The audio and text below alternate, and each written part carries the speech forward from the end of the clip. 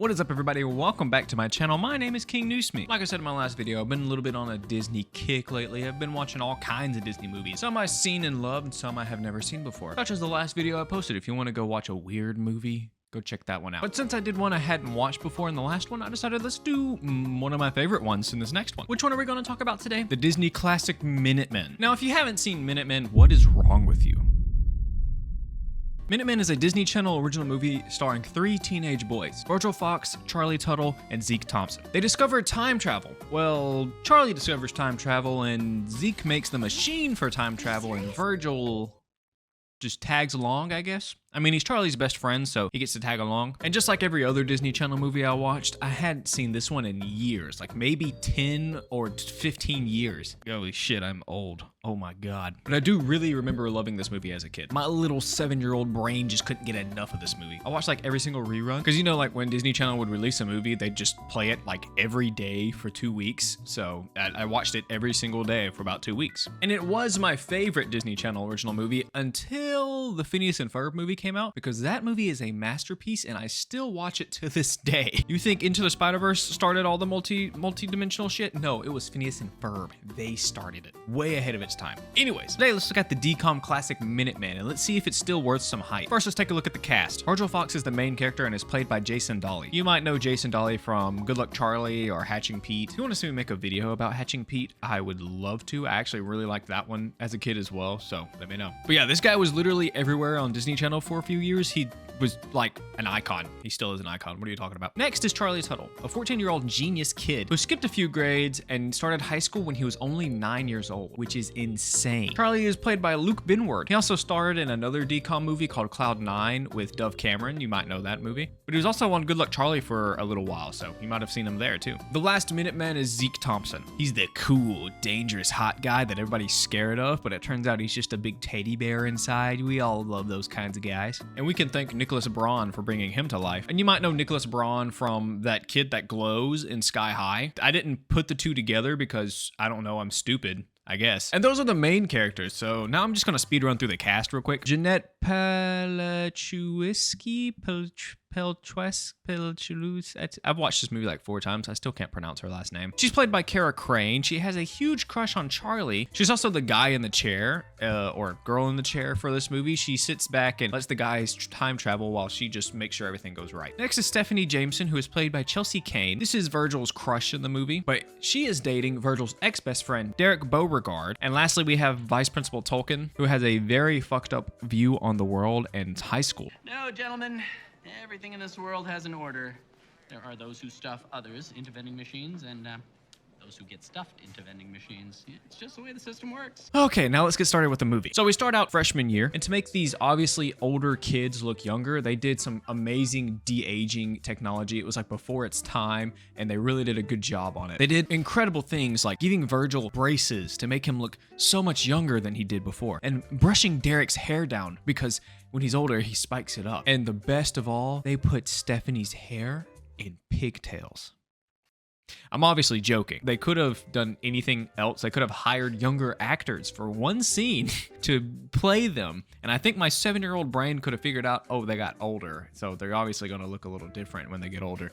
But no, let's just slap some freshman stuff on them and make people believe it. Anyways, the three amigos get off the bus and they're ready to start their amazing new high school life. Very excited and starry-eyed, they all want to become popular and they all have specific plans to become popular. Derek is going to try out for the football team and Stephanie's going to try out for cheerleading. And Virgil is gonna go the class clown route, I guess. I don't really understand his plan, but everything is going great until...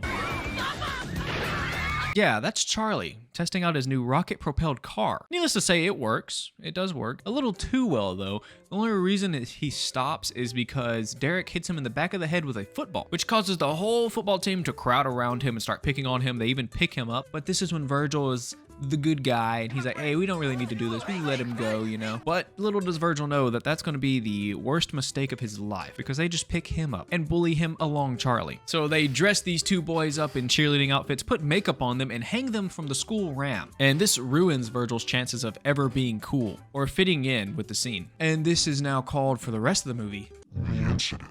We cut to 3 years later, and Virgil is still sitting at the dork table eating with the dorks, and people still bring up this incident that happened. Maybe your plight has something to do with being stripped, dressed in miniskirts, and hung from the school mascot? And had a picture of me at the cover of the yearbook. 3 years in a row. And was on all the local news stations. And the Spanish channel. Yes. The incident I will one day be explaining to a very expensive therapist. Which it really doesn't make sense to me, especially in like high school. People tend to forget things pretty quickly. At least that was my experience in high school. I would have forgotten it 2 months later. And compared to some of the other pranks that you see in this movie, that one's very tame. So I don't understand why it's such a big deal to everybody. It was even on the news and the Spanish news. What? Why? Who cares? Why is it that big of a deal? I don't understand. It is actually insane how many times it gets mentioned in this movie. Like, it's crazy. Anyways, after that scene, Charlie pulls Virgil out of class to show him his new discovery. So it turns out that the rocket he used on his rocket-propelled car was a quantum accelerator. So that rocket is the key to time travel. And Charlie has been using the school computers to run non-stop tests on his quantum accelerator until he finally got one that was successful. And according to Charlie, time travel is easier than it seems. They just need some source of light in order to get back in time. But they can only go 48 hours back in time. And they can only stay for about 5 to 10 minutes or they'll get stuck there. But the only issue is Virgil and Charlie aren't engineers and can't build anything. So they need a third person to help them build this crazy machine. Now obviously they want to try to keep it a secret because time travel is a big deal. So they have to get somebody that's very mysterious, doesn't have a lot of friends, is kind of edgy. Cue Zeke, because he's weird and tough and he wears leather and he's cool and stuff. So obviously he's super edgy and has no friends. So they invite Zeke over to Virgil's house. He looks over the plans and accepts their invitation to join their team. Now I want to take a second to talk about Virgil, Derek, and Stephanie because they were best friends at the beginning of the movie, but now they don't even talk. After the incident, Derek and Stephanie pretty much dropped Virgil as a friend completely. The first scene back when we see them, we see how their relationship is. Derek is going to get tutored by this popular hot girl in French. Stephanie knows how to speak French pretty fluently, it looks like. See, that's why I need her help. I have no idea what you just said. I said, my boyfriend is a lying cheese brain. And she obviously isn't okay with this. She can just help her own boyfriend, but he insists to have this girl as his tutor. Derek assures Stephanie that nothing is going on between the two. She is just a tutor. There's no interest in her at all. I mean, Jocelyn's hot, but she's a total bottom feeder. I would never go there. Apparently she's too shallow and dumb for him to like her. So why is she tutoring you in French? It doesn't make sense. He doesn't make sense. He's a pro gaslighter. But Derek assures her nothing's gonna happen and leaves. Virgil sees this and decides to start talking to Stephanie again, start trying to rekindle their friendship. They have a small conversation where they reminisce over old times, and Stephanie mentions that he should just let go of the past so they could be friends again, which is what I'm kind of saying. Why are you still so focused on this one little thing that happened 3 years ago? She doesn't seem to care anymore, so why do you? Zeke is now in on the plan, and they all need a big space in order to build this machine. It's gonna be a lot bigger than they expected. And of course, Charlie knows the perfect place to build it. But first, they need permission to get to this place. They use the facade of a club. They're gonna start a club, and they just need a big room for their club. They ask Vice Principal Tolkien if they could have the old 1950s bunker that's in the school. And of course, at first he says no, but with a little bit of bribing, anything can happen. They bribe him with 4 quarters, by the way, $1. They win him over with $1. So this man is probably the easiest bribe ever. Anyways, they get the room and we get to see it, and it is absolutely massive. Like, there is no way this is in the basement of a school. I don't know about your school. Your school might be huge. My old high school was not very big, and we didn't even have a basement. It's kind of like the Lemonade Mouth situation. You remember Lemonade Mouth where everything was in the basement besides the basketball court, it seemed? It's like the basement is like the fucking TARDIS. It's just, they just keep going. It's just massive. I could talk about this for hours, honestly. But I'll save that conversation for another video. Now that they have their big space, they get to work cleaning up. Like I said, Zeke's family owns an abandoned motorcycle place, so they get a lot of their parts for the machine from there, and a few miscellaneous things from around the school. It's just a minor theft, you know. Also, the song that plays during this like building montage and cleaning scene is awesome.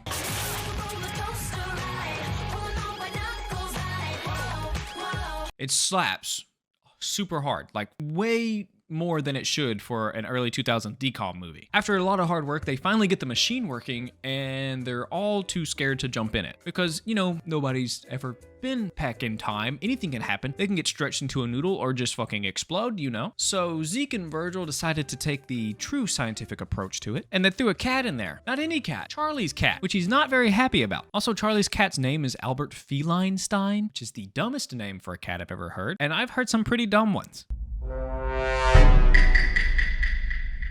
But don't worry, the cat survived, thankfully. And now they have a working time machine. But now they need a reason to be able to just go back in time, because they're not just going to go back and, mess around for a few minutes and then come back to the present, because that's just useless. And earlier in the movie, Charlie promised Virgil that they'll do whatever he wants to do first when they go back in time. And Virgil has this genius idea. They're gonna wait for the lottery, grab the winning numbers, go back in time, buy a lottery ticket, go to the present, turn it in, become millionaires. Boom, easy, very smart. I would probably do this if I had a time travel machine too, But there's only one issue. They're all under the age of 18 or 21. They can't buy lottery tickets. How did they not think of this beforehand? I don't know. Charlie's a genius. You'd think Charlie would at least think about it. He didn't. They're kind of stupid at the same time. But once they figure this out, they decide that they're going to give the winning lottery numbers to the street performer that's outside, ask him to buy them the lottery tickets, and wait right there for the next day when they can come back and get the lottery ticket from him and then go win. But this doesn't happen. Obviously, this doesn't happen. The dude sees that they gave him the winning lottery tickets. He's gonna keep the money,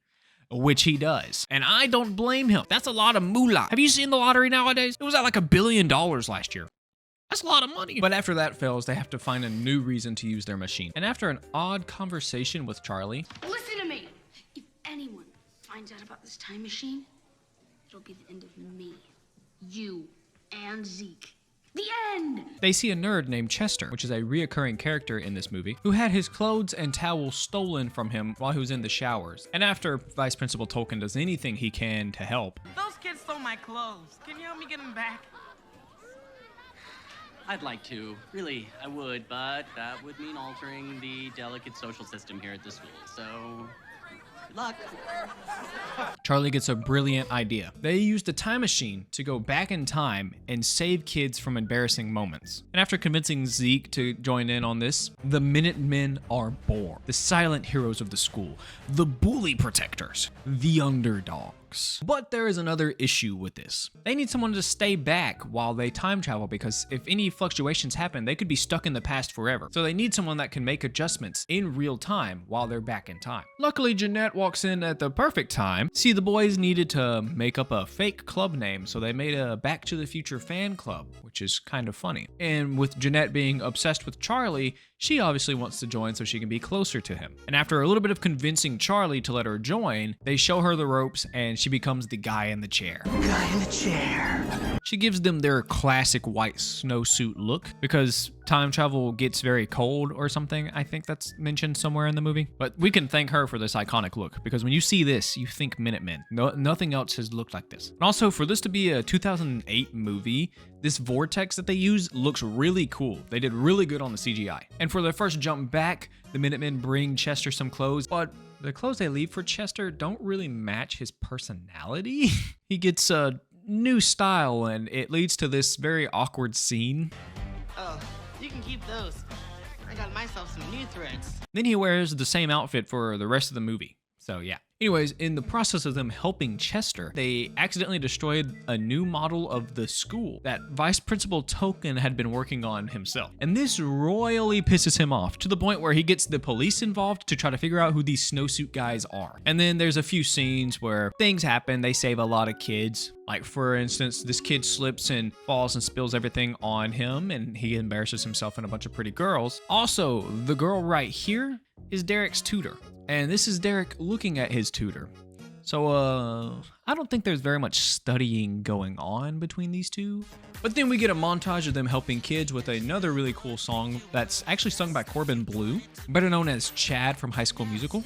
Every time they time travel, a seismic event happens, like kind of like an earthquake, that shows up on this government's radar thing. And it keeps happening in the same spot at the school, which is very suspicious to them, but they think it's a bug for a little while. Until they don't think it's a bug anymore. We get another montage scene of the boys getting stalked by government agents, but not really. These are terrible government agents. After this montage, we cut back to the school, and all the kids that get saved by the Minutemen, they kind of get a little bit of clout. Now, Virgil, Charlie, and Zeke are still dorks, but the people that they're helping are now pretty cool because they're friends with the Minutemen, or as the rest of the school calls them, the snowsuit guys. So their plan of helping kids is kind of backfiring a little bit on themselves. But in the same scene where this is happening, Stephanie gets great news. She had the opportunity to get chosen to go to this really prestigious cheerleading cheerleading school, the college of her dreams. She also tells Virgil first before telling Derek, which is a little weird to me. She's also wearing a Snowsuit Guys t-shirt, so in the week that these guys have been going around saving kids at the school, they have gotten merch, which is so cool. A scout is coming to watch Stephanie cheer. If she does a good job, she'll get a cheerleading scholarship and get into the college of her dreams, which is huge news. But after that, Charlie decides to drop a little bit of a bomb on us, just a tiny little bomb. He stole the documents from NASA. Just minor thing to do, you know? Apparently the files were defunct since the 60s, and he thought that nobody would care if he took them. But since they've noticed these government guys following them, he thinks maybe that's not the case. So he decides that they need to chill out on the time travel for just a little bit and just wait until those guys quit following them and they can get back to doing what they're doing. And they all agreed until the next day. See, Stephanie was at practicing a little too hard, and she hurt her foot, broke her foot, which ruins her chances of going to this college and getting this scholarship. Virgil hates to see her like this, so he begs Charlie to let them go back in time just one more time to help Stephanie, and then he's done. Him begging Charlie also leads to another very cringe line where I physically cringed up because I used to think this scene was so cool. We are the Minutemen, not the Weenie Men. And even after that terrible line delivery, they decide to go ahead and let him do it. They're going to jump back just one more time. And compared to where Stephanie is when she falls and the machine, they need to get to her and back very fast. So Zeke uses his amazing mechanic skills and steals a golf cart from the school just to make things go a little bit faster. They can catch up to Stephanie and get back with plenty of time so they don't get stuck back in time, which they'd only be back a day, so I don't think it would set them back very far. But they drive up as Stephanie is falling, and Virgil jumps out of the car, swoops, and catches her very gracefully. When this happens, Stephanie instantly falls in love with her savior, which is Virgil, and he says, Get out. What? Get out? What does that mean? What are you talking about, dude? She looks just as confused as I am when he says this. Anyways, that is their last jump. Their jumps are now causing butterfly effects on the world, so they really have to stop now. And because of Virgil's other terrible line delivery of get out, Stephanie somehow figures out that Virgil, Charlie, and Zeke are the Minutemen. How? She has everything about the Minutemen right, except... You, Charlie, and Zeke Our time travelers. What? She thinks they're psychics. She thinks that they just know what's gonna happen, and then they go and fix it before it does happen. So I guess it's not too much of a stretch. Being psychics is a little more understandable than time travel at this point, and she would still believe they're psychics if Virgil would have kept his mouth shut. She's also very close to him in this scene. Like, one wrong move and they kiss. Like, she has a boyfriend. She needs to back up. And speaking of her boyfriend, she goes and tells him about the Minutemen. Like, who gave you permission to go just spread the rumor around the school that they are the Minutemen? But now that Derek knows that Virgil can go back in time, he wants to change the outcome of the last football game that happened. It was the state championship, and Derek fumbled the ball at the very last play, costing them the win. Costing them the win. There we go. So yeah, you're just gonna bully and ignore your ex-best friend for years and come back, and the first thing you do is ask him for a favor. What is wrong with me right now? And it's not a small one either. He's asking him to change the outcome of the whole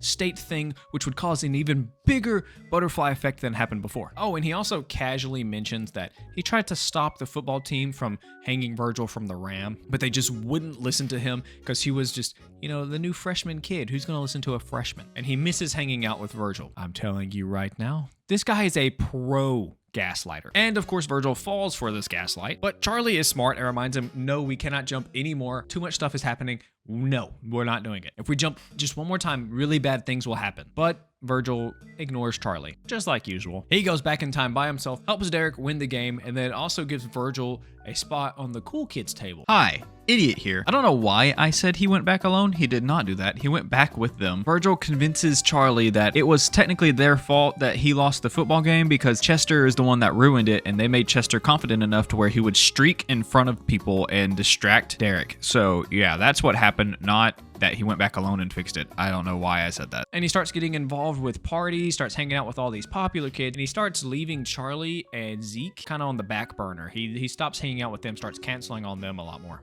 At one of the parties, Virgil sees Derek and the homewrecker eyeballing each other, like he knows something is up, because he's totally not sneaking around or anything. Why would he do that to poor Stephanie? Speaking of sneaking around, Charlie catches Virgil at the party because Derek is Charlie's neighbor, like across the street neighbor. Also, Virgil needs to practice his dance moves. This is horrible. And the next day, Charlie calls Virgil and confronts him about this over the phone. But during their phone conversation, Virgil gets a call from Stephanie. Uh-oh, turns out Derek was cheating.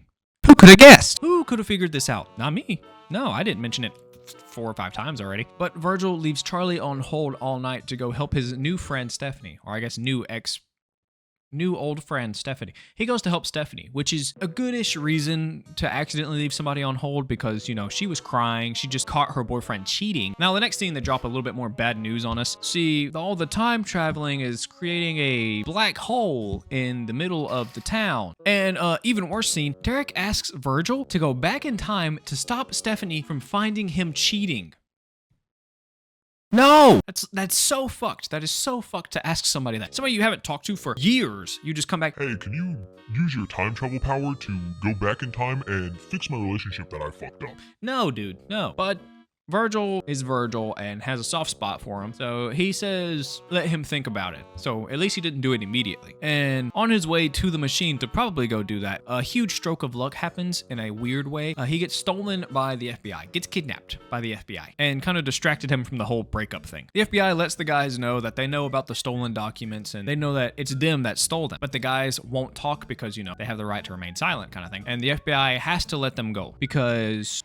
Get more information just by watching. Which is a very smart plan from the FBI. And when they walk outside, they're all very tense. They all have been arguing a lot. And Virgil immediately blames Charlie for everything that's happening. But Charlie is done with Virgil's shit, and I would be too. Charlie has been trying to stop them from going back in time for days now, but Virgil just doesn't listen to him and keeps doing it anyways. And he's doing it for his own personal gain. He's now hanging out with popular kids. He has a whole group of new friends, and he stops talking to Charlie and Zeke. And in this scene, the Minutemen disband. Charlie goes home and runs a bunch of tests to see exactly what is happening, and he discovers that, uh-oh, they're creating a black hole. And this small black hole will just slowly get bigger and bigger and consume the whole planet. Charlie runs and confesses this to the FBI because they didn't know about it yet. And every DCOM needs a school dance scene. For some reason, I kind of squeezed this one in that's like not even mentioned. There's nothing about it anywhere. It just happens. But Virgil goes with Stephanie because they're getting very close again and she's going through a breakup right now. And while they're slow dancing, we learn that Virgil decided to help Derek, which is stupid. He also used the machine another time to stuff the ballot box so Stephanie would win Homecoming Queen or whatever dance they are, Queen. But he only stuffed it to where she would win, but somehow he wins. So a lot of people voted for Virgil. Actually, like he was going to win either way. And then Derek lets Virgil know, hey, it's time to go fix the shit I did that you promised you would fix for me. So he steals him away from Stephanie for his own benefit. And the whole gym sees Derek and Virgil go outside and think there's going to be a big fight. And on the way to the machine, Virgil tells Derek he's not comfortable with doing this anymore. He doesn't think it should happen. Then they get interrupted by Charlie, who tells Virgil that he needs his help to save the whole planet. Then Charlie gets interrupted by the FBI. And then that FBI gets interrupted by CIA, and then the CIA gets interrupted by another government agency that I can't remember right now. Then they get interrupted because the black hole is getting way too big. So they get back to the basement and Charlie lets Virgil and Zeke in on the plan. They have to jump into this black hole using this backpack that Charlie had invented. They have to jump in and reverse the polarity of it, which is basically reversing the spin of it in order to slow it down and close it. And now we finally get to cue the cool slow motion scene, the iconic slow motion scene. God, they're so cool. They're so cool. So now it's time to jump in the wormhole. They jump in, they come out on the other side of town, and they use Charlie's backpack to reverse the polarity. And they close the vortex. Now, remember how I said earlier that they could only jump 48 hours back in time? Well, apparently this vortex black hole doesn't follow that rule because they jump back all the way to the first day of school of freshman year. So the day of the incident. And this happens because Charlie used that rocket car, which was actually a time machine, and it linked the wormhole to this day. Upon hearing that it's the first day of freshman year, this activates a Winter Soldier effect in Virgil where he just sprints to the football field and goes to stop himself from helping Charlie. He uses the excuse that the Minutemen stop mistakes from happening, so why can't he stop his own mistake from happening? If he stopped this, maybe he could be somebody and actually be liked and cool around the school. But Charlie has a pretty tough rebuttal. See, Charlie sees this day as his favorite day, the day that he got his best friend, and Virgil sees this day as his worst day because it's the day he lost all coolness, I guess. But after that small argument, Zeke tells Virgil that just do what you feel is right, do what you need to do. That's when we find out that Derek actually didn't try to stop the football team. He actually antagonized it. He made them go even further than they were going to. High school, man. The dog-eat-dog world out there, I'm telling you. But as this is happening, Charlie gets alerted that the vortex is closing very fast and that they have to get to the other side of town within a few minutes or they are going to be stuck back in freshman year again. And they try making it, but they realize they're not going to make it. That is until... Man, you do not want to go back there. Virgil comes to save the day. And then the guys make up and then they rush off to make it back to the vortex before it closes. And they barely get it in there, just barely. But wait, they didn't return during the dance, which I thought they would. And they're also confused about this, so they decide to take a walk around the school to try to figure out when they are. And they make it to the library where we catch the first conversation we saw with Derek and Stephanie about his tutor. So they're back to the first day they time traveled, the day they got the lottery ticket numbers. Basically restarting everything so the Minutemen never existed. And seeing Derek tell Stephanie this lie and feeling hatred for him for what he just saw, Virgil actually confronts Derek about what happened that day. I found with Jocelyn. You were always gonna be a dork anyways, Virgil. And you were always gonna be a jerk, Derek. Have a nice life. And in the same scene, he confesses his love for Stephanie. Well, kinda. He just tells her that she's great, and that's pretty much it. But if that didn't work, then Charlie did help a little bit.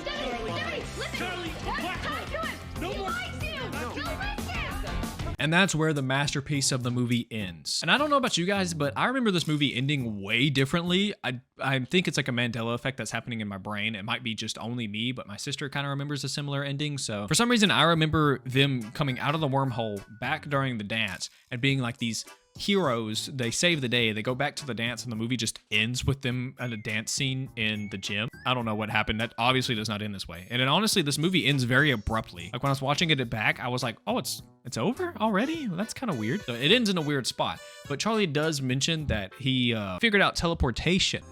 Virgil! What? Charlie? What does the word teleportation mean to you?